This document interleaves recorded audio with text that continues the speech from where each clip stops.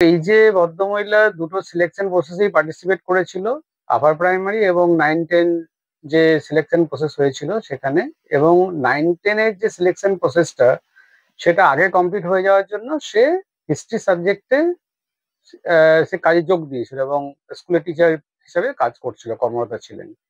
Subsequently যে upper primary selection process হয় সেখানেও সে পার্টিসিপেট করে এবং সেখানেও এমপ্যানেল হয়, এবং পরবর্তীকালে তাকে কাউন্সিলিং এ ডাকা হয় এবং কাউন্সিলিং এ তাকে স্কুল অ্যালটমেন্ট করা হয়, রেকমেন্ডেশন লেটার দেওয়া হয়। কিন্তু যেহেতু সে 9-10 কর্মরত ছিলেন সেহেতু সে স্কুলে যোগ দেয়নি, এবং পরবর্তীকালে তার এই চাকরিটা চলে যায়।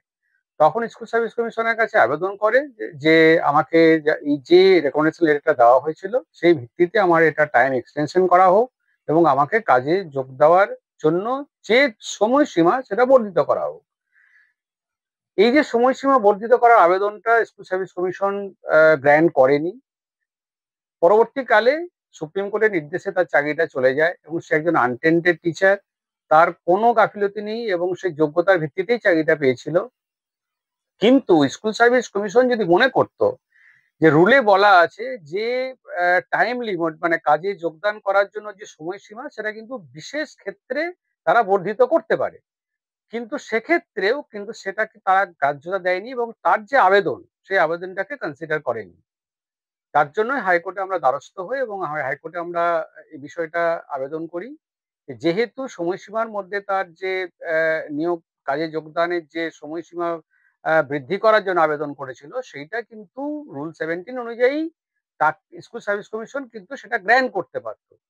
স্কুল সার্ভিস কমিশন এখানে মানবিকতার খাতিরে যেহেতু তাদের দোষের জন্য তাদের ভুলের জন্য সে 9-10 চাকরিটা হারিয়েছে, তাই তাকে কাজে যোগদান করার জন্য টাইম বর্ধিত করে তাকে যাতে কাজের সুযোগ দেওয়া হয় এবং যে স্কুলে যে রেকমেন্ডেশন দেওয়া হয়েছিল সেই স্কুলে যাতে যোগ দিতে পারে তার আবেদন আমরা করেছিলাম। আজকে বিচারপতি মামলার শুনানির সময় স্কুল সার্ভিস কমিশন কাছে জানতে চেয়েছিলেন যে সেই স্কুলটা আদৌ ভ্যাকেন্ট আছে কিনা। স্কুল সার্ভিস কমিশন জানিয়েছে হ্যাঁ সেখানে ভ্যাকেন্সি আছে, এবং সেখানে বিচারপতিও বলেছেন যে স্কুল সার্ভিস কমিশনের মানবিক হওয়া উচিত, কারণ সেক্ষেত্রে এই যে ক্যান্ডিডেট সে তার চাকরিটা যোগ্যতার ভিত্তিতে পেয়েছিল, তাহলে এখন সেই চাকরিটা তার চলে গেছে এবং সুপ্রিম কোর্টের নির্দেশে সেই চাকরি এখন তার নেই। সেক্ষেত্রে যদি আপার প্রাইমারিতে সে যোগ্যতার ভিত্তিতে চাকরি পেয়ে থাকে তাহলে সেই চাকরিটা তাকে ফেরত দেওয়া হবে, এবং ডিরেকশন দিয়েছে সার্ভিস কমিশনকে যে তাকে যে টাইমটা বর্ধিত করতে হবে এবং যে স্কুলে সে অ্যাপয়েন্টমেন্টটা নিয়োগটা পেয়েছিল রেকমেন্ডেশন পেয়েছিল বর্ধিত দিনের থেকে 7 ডেজের মধ্যে তাকে কাজে যোগ করাতে, এবং স্পেসিফিক নির্দেশ যে উইদিন 7 ডেজের মধ্যে তাকে অ্যাপয়েন্টমেন্টটা দিতে হবে। বাংলার আওয়াজ, বাঙালির আবেগ, জি 24 ঘন্টা।